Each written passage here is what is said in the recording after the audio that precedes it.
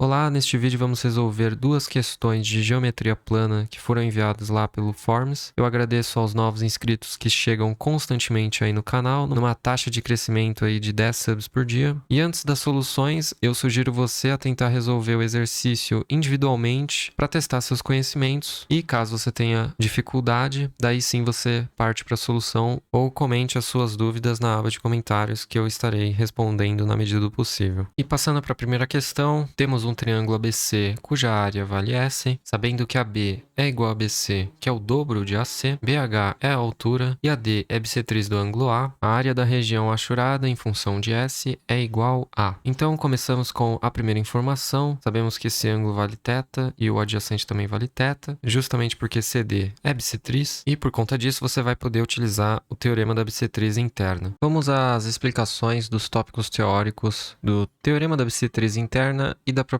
de infrações. O teorema da bissetriz interna, ele vai se aplicar sempre que você tiver uma bissetriz. Nesse caso, você tem essa bissetriz que parte do vértice A e chega no lado BC. Você percebe que ela divide o ângulo BAC em dois ângulos iguais. E daí, você sempre vai conseguir a seguinte relação. M está para C, assim como N está para B. Então, basicamente, você vai olhar para o segmento oposto aos ângulos gerados. No caso, você tem o M e olha para o lado que parte do vértice A. Então, você vai ter a correspondência entre M e C, por isso que fica M sobre C. E do outro lado é análogo. Você olha para o lado oposto a um dos ângulos obtidos e avalia o lado que está adjacente ao vértice de onde a bissetriz foi feita, no caso B. Por isso, N sobre B, N sobre B. Você poderia também decorar essa relação dizendo que M está para N, assim como C está para B. E vamos adiante com o segundo tópico teórico, porque daí a gente vai conseguir chegar numa relação bem legal lá do tópico teórico número 1. Então veja só, eu tenho uma fração a sobre x que é igual a b sobre y, e dessa igualdade você consegue reorganizar os termos como a sobre b igual a x sobre y. Daí o próximo passo é você somar uma unidade à equação em ambos os lados, e daí você vai ter então, tirando o MMC, a mais b sobre b e x mais y sobre y. E novamente você vai reorganizar essa sua fração trocando o b de lugar com x mais y. Então você vai ter a mais b sobre x mais y, isso é igual a b sobre y. Por outro lado, quando você avalia novamente a sua primeira igualdade, você já sabe quanto que vale b sobre y. Ele vale exatamente a sobre x. Então, olha só que interessante. A que conclusão chegamos? Eu consigo somar a e b ao mesmo tempo que eu faço a soma de x mais y e eu mantenho a igualdade, né? Eu consigo chegar que a mais b sobre x mais y é igual à fração original que eu tinha, a sobre x ou b sobre y. Então, utilizando esse resultado no primeiro tópico teórico, eu posso rearranjar os termos, então eu troco o n de lugar com o c e eu prossigo com a soma. Então, eu vou dizer que isso é igual a m mais n sobre b mais c. Mas quanto que vale m mais n no triângulo ABC? Vale exatamente a. Então, você vai ter a sobre b mais c. E, portanto, você vai ter o seguinte, m vai ser a vezes c sobre b mais c e o n vai ser a vezes b sobre b mais c. E você, então, encontra m e n em função dos lados do seu triângulo, utilizando o teorema da bissetriz interna, cujos resultados a gente abordou anteriormente pelos checkmarks. Então, para memorizar, basta você pegar os lados mais próximos de m, e aí você vai multiplicá-los, então vai ficar a vezes c, e depois você faz a mesma coisa para descobrir quanto que vale o n. Você vai fazer b vezes a. E o denominador sempre vai ser a soma de b e c, então você vai ter b mais c lá no denominador. Bom, vamos dizer que a medida do lado AC vale x, consequentemente a medida do lado AB vai ser 2x. E como h é o pé da altura de BH, AH vale x sobre 2. E agora, olhando para o triângulo ABH, você vai descobrir a razão dos segmentos opostos aos ângulos θ. Então você vai conseguir a razão entre m e n. Então, utilizando o teorema da bissetriz interna,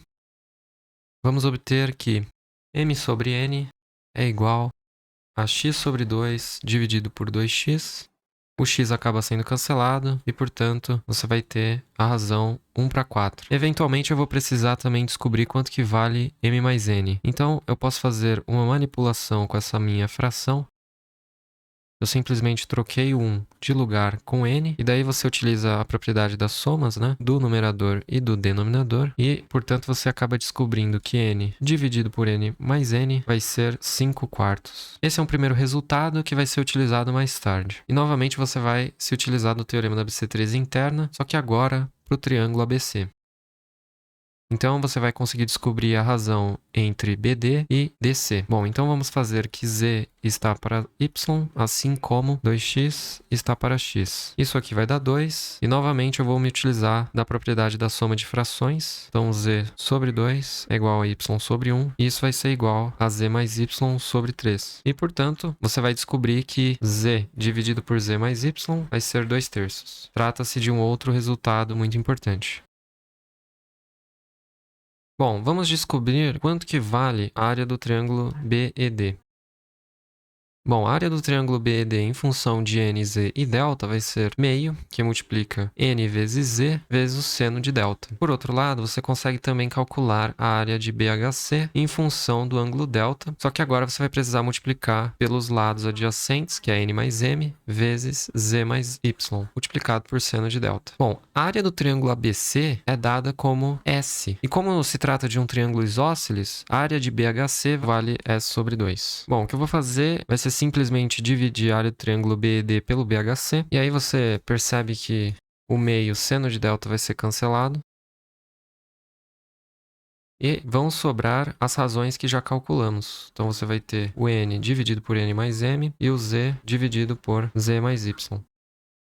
Bom, e assim vamos concluir que a razão das áreas BD e BHC vai ser 4/5 que multiplica 2/3. Podemos simplificar para 8 sobre 15 e, portanto, você acaba descobrindo quanto que vale a área do triângulo BD em função de S, uma vez que a área de BHC vale S sobre 2. Ou seja, você vai ficar com 4S sobre 15. E, portanto, a área da região achurada vai ser simplesmente S sobre 2 menos 4S sobre 15. Como assim, né? Vai ser a área do triângulo BHC subtraída da área do triângulo BED. E aí você fica com a achurada. Bom, fazendo a continha, você vai ficar com 7S sobre 30, sendo, portanto, a sua resposta final. Indo para a segunda questão, você tem um triângulo ABC que circunscreve um círculo de raio R. O segmento de tangente ao círculo tirado do vértice A vale 4 centímetros e o lado oposto a esse vértice, ou seja, ao vértice A, vale 5 centímetros. Qual é a área do triângulo ABC? Aqui vai uma dica, né? Sempre que você tem essa situação de um triângulo circunscrevendo uma circunferência, você pode adotar a seguinte prática, que é quantificar os segmentos tangentes. Então, do ponto A até esse primeiro ponto de tangência T, você pode dizer que o segmento de AT vale P menos A, onde P é o semiperímetro. E por que isso, né? Pensando de forma genérica, eu poderia dizer que o lado oposto ao vértice A tem medida Azinho, o lado oposto ao vértice C tem medida Bzinho e o lado oposto ao vértice B tem medida Bzinho. Então, a lógica aqui é você fazer o seguinte, você vai ter sempre o semiperímetro menos o lado oposto ao vértice de análise. No caso, você está avaliando a medida do segmento tangente que parte do vértice C e, portanto, você então vai ter P menos C. Pelo teorema do bico, você tem que esses segmentos eles são comensuráveis e, portanto, você tem P menos C aqui também. Por outro lado, quando você vai para o vértice B, aqui vai ser, portanto, P menos B,